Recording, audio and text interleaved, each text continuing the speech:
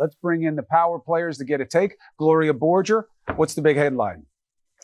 Bloomberg was awful. The notion, even for a Mike Bloomberg, that you can step in and go toe-to-toe on this stage with people who've been doing it, what, Andrew Yang, for a couple of years? Yes, a couple of years. It seems to me that that was difficult for him. Andrew Yang, you know the field the best. You know what it's like on that stage. What was the read? Well, I think three things happened to Mike tonight. Number one, he just found out he'd make the debate yesterday. There were two times when I wasn't sure if I was going to make the debate, and my team got me together to prepare. And you're really not sure if you're preparing because you're like, I'm not sure if I'm going to be in this debate. So Mike, even though he was, I'm sure, getting coached and prepared, he was like, I don't know if I'm going to be in this debate. And so I don't think he was coached hard enough. Number two, he was clearly instructed to keep his cool no matter what. But that ended up presenting as being lethargic and uninterested for a big chunk of the debate. And the third most telling thing is that if I'm his team, you know he's going to get a stop and frisk question, like a gender discrimination or mistreatment question. So you coach him and you have him give you 60, 75-second answers over and over again until he can do it in his sleep. And the fact that he did not have those answers at his fingertips lets me know categorically he was not properly prepared for this debate. Well, they say they coached him on all of those issues. So, and that he had extensive debate prep with real mock debates, with his aides playing all the roles of all the people. Listen, this was a disaster for Bloomberg. Andrew, let me come back to you. There's a difference, and you guys know this very well, between being prepped and accepting the preparation. Do you believe that Bloomberg doesn't know how to answer these questions or doesn't accept what his team wants the answers to be? There's a meaningful distinction. There really is a distinction, Chris, and it's very apt because you can only be coached if you're willing to be coached. I mean, everyone who works for Bloomberg works for Bloomberg. So there's no one that could be like, hey, Mike, like you have to yeah, that was terrible. You have to do it again. We're going to videotape you and show it to you. Did that happen with you? Not let him. Yes, that happened to me. And then you don't let the person leave the room. And the people who are working with me worked for me too, but like they knew that I was coachable. Like if they were like, hey, Yang, like that was not great. Here, we'll show it to you. Like let's like do it again. Then I'd be like, all right, let's do it again. And there were times I did not want to be there at all. But like in Mike's case, if he didn't want to be there, he's not going to be there. Like you know what I mean? Like there's no one on his team who could be like, that was terrible. This is going to potentially damage your campaign to a very, very high degree. And you need to not, and I know this is the case because I saw him on stage. Like if you get the obvious question and you don't pivot to this memorized script that your team has hammered into you, then you just did not get prepared or you were not willing to prepare yourself. He did, but he wasn't ready for the follow-up. But I have to tell you something. You have to think about it in terms of willingness versus readiness. Warren has been identified as the best political athlete on the stage. Love you, brother. But I'm saying in terms of, you know, what she can do skill for skill, toe to toe, it has not resonated. The quote is, I don't think there's a chance of the senator beating President Trump. If he goes and is the candidate, we'll have Donald Trump for another 4 years, and we can't stand that. Andrew, is that true? Well, that's his argument. And there are a lot of Democrats. You agree with the argument? There are a lot of Democrats who are concerned that if you have Bernie at the top of the ticket, it's going to mean a very, very tough night in a lot of swing states. Do you think it's a fair concern, or do you think it's more about what they're used to versus watching a movement in their midst? I think it's a fair concern based upon the polling data that shows that Bernie will underperform in various swing states the Democrats highly, highly value. I want to tell a Mike Bloomberg story because we were talking about how he hasn't had all these days in the town halls and the living rooms and whatnot. Back when he was considering running, more than 12 months ago, he actually took trial trips to New Hampshire and Iowa to see if he could relate to the people. And he concluded that it was not his thing. And then he said, hey, I'm not running. And it was only, more recently that he changed his mind on that. So he's a very smart, data-driven guy. He went and got the data. And the data was not very promising at that point. And I think, unfortunately, that manifested itself tonight on the debate stage. Back then, Bernie versus Bloomberg. I think whatever happens tonight, what you're seeing is that there's a judgment on this party. And, frankly, one of the people I had the most hope in is you, because you had a different set of ideas. But the people should be looking in the mirror in this party to figure out what is going on here. Because really, we should have other choices than just these two outsiders. We're back here with the power players. We shouldn't lose all sensitivity. Andrew, this is you watching it in a totally different way now that you joined the CNN team. What is it like for you watching it up there on stage and the feeling of what if I had been there versus being here? What's it like? Well, certainly miss being on the debate stage on many levels. But we were talking about Mike Bloomberg's experience and how I actually anticipated he was going to have a tough night, in part because of the timing of his qualification, and then looking at his campaign schedule, where if you're campaigning, and then someone says, hey, we've set aside this time to prepare for the debate, it's actually very hard to get into debate mode. Like it's almost like another mindset. And to me, the big mistake they made, and this is going to sound, possibly controversial, but I thought they should have advised him to skip this debate.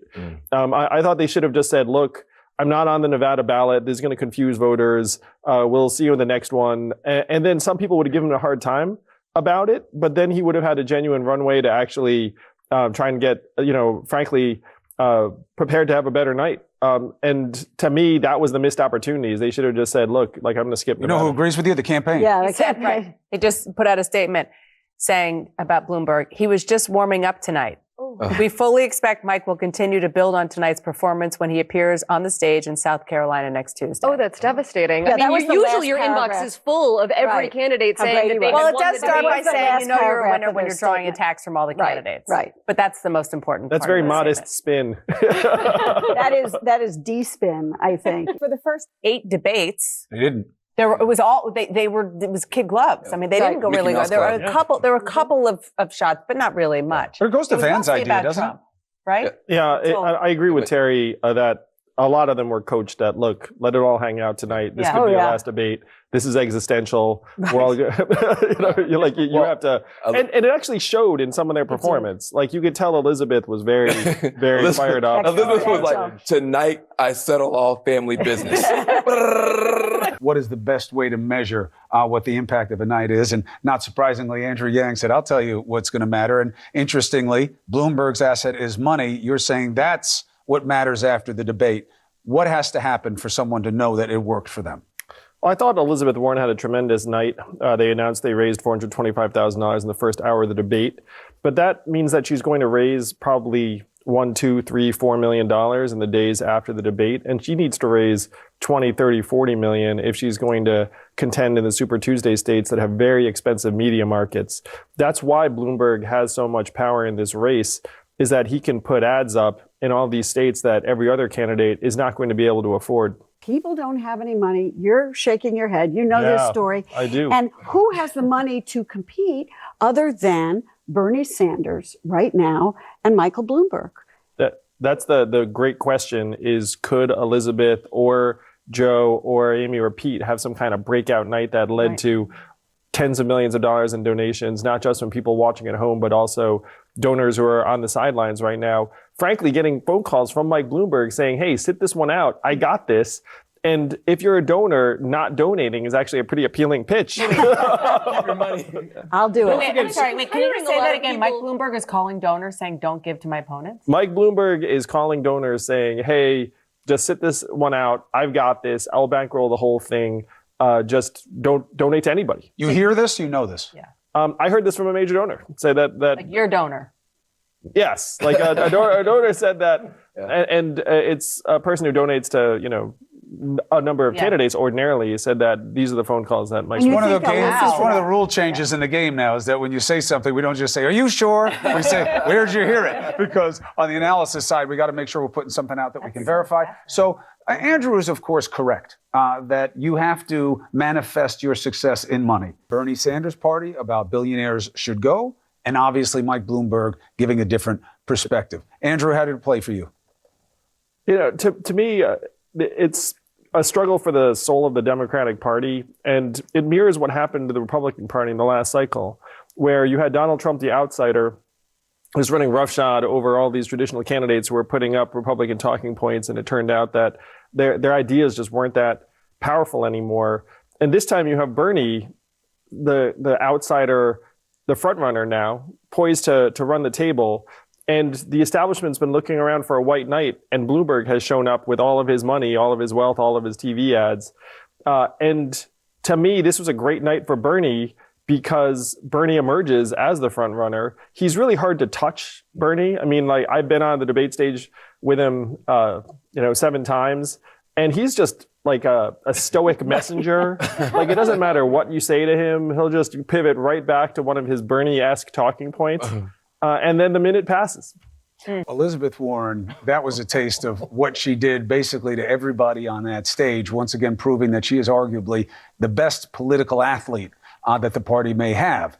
But the question becomes, is what you just saw enough to make her money in a position where she can be competitive? Let's take it to the bigger minds. Now, Andrew, you've been giving us the practicality of this. A little bit of update in what we understand. The Bernie Sanders campaign posted the best fundraising night of any debate yet, $2.7 million, they say, from 150,000 donations. It's according to spokesperson Casca. The Elizabeth Warren campaign had its best fundraising day ever, according to a tweet from Caitlin Mitchell, Warren's chief mobilization officer. More than $1 million during the debate. Yeah, those are really impressive sums. The question is whether she's going to get another $1 million in the hours after the debate, and then another $1 million, and then another $1 million, and then another $1 million.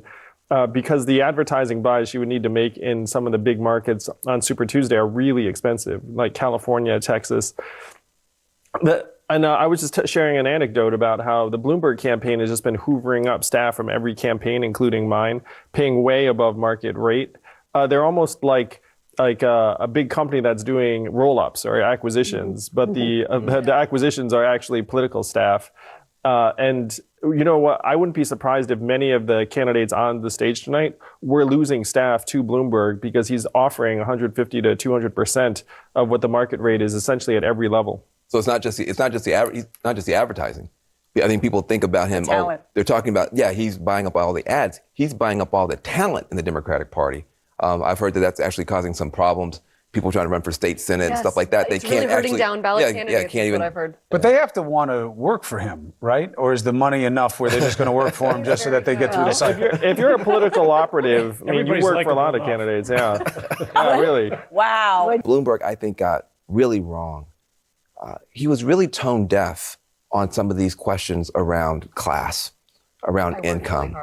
Really he said, when he said, I worked really hard, and that's why I have all this money. You know what, buddy? There's a lot of people who work really who hard. are working really hard, less than $60 billion. who don't have all that money. When he had the little thing around, I can't possibly figure out a way to, count all my money. At this stage, we've only had 2 contests. Right. They are trying to dig down to their supporters. What's getting late early, Terry? It's getting late early. It is late early, but hold on. It's late early for us also. So let's get in one more break here. And when we come back, we're going to have stayed in. Maybe Yang's going to get back in the race. Stay tuned for the answer to that question right after this. That Cuomo money. Yeah, you have to shoot ads. You have to make the media buy. You need some lead time. To me, a lot of the problem is that you have several moderates who are congesting the lane where Bernie is capped out at around, let's call it 25 to 30%. But then because you have Joe and Amy and Pete all in there and Mike now, you need to consolidate that group of 4 candidates. But then who gets out for who? Right. It's a collective action problem. And each of them has obviously a team that has zero interest in saying, we're going to get out for another candidate. But if they all stay, then you can see Bernie running away with this. Do you get out Elizabeth? Elizabeth. Do you get out Amy, or do you get out Pete? Or do you get out Joe? Or, Bloomberg doesn't have to sit at that table. It's never going to happen, right? Never. No, at this point, they're all equally plausible candidates. Right. They're also kind of equally cash-strapped, right? I'll tell you that these conversations are going to start heating up over the next 1 to 2 weeks because they're seeing the same calendar. It's almost like this wall, and they're like this wave that's about to crash into it. So they're having much more serious conversations. You could tell from tonight that they were all told, look, this could be make or break for your campaign. And if you're in that mode, then honestly, I think we're going to see some of these candidates having very, very tough conversations, hopefully even with other campaigns. You were part of that club until recently. Yes, I was. Do you see what Gloria just suggested? Which is very logical. Ever happening? Then the people who are there, remaining in the congested lane that you discussed, having a meeting and saying, let's talk about. Okay, I'll get out. Who's going to stay in? No, I don't see it. I know the people involved, they don't have those kinds of relationships with each other. And again, they each have a team of dozens, hundreds of people that have interests that are very much the opposite direction, because they're all trying to think, hey, if my person becomes the president or VP, then, we're going to have this job, that job, that job. like this is still the hope and the dream. So it's going to be tough to get them all together. But if they don't come together in some way, then I think the timing is going to end up working out for Bernie. Exactly what happened in 2016 with the Republican Party. Andrew Yang, my favorite group, Tribe Called Quest, has a line: "You're a box of positives. You're a big plus, love." Oh, well, thank you very Chris. much for joining the Good to be team. here. You are value added. Put the money in our hands. Put the money in our hands. Put the money in our hands. Put the money in our hands. Can we afford it? Yes. Will it cause inflation? No. Is it awesome?